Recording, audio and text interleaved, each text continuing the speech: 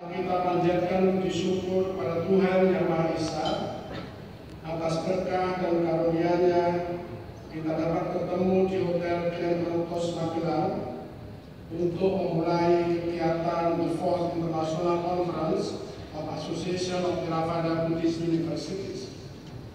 Sungguh saya merasa sangat berbahagia karena keikhlasan dan pengabdian saudara-saudara, kegiatan bertaraf internasional ini dapat terselenggara sesuai dengan yang diharapkan.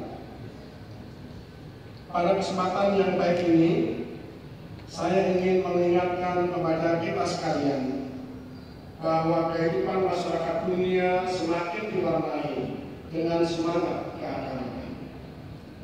Artinya bahwa masyarakat dunia kembali memberikan perhatian kepada ajaran agama.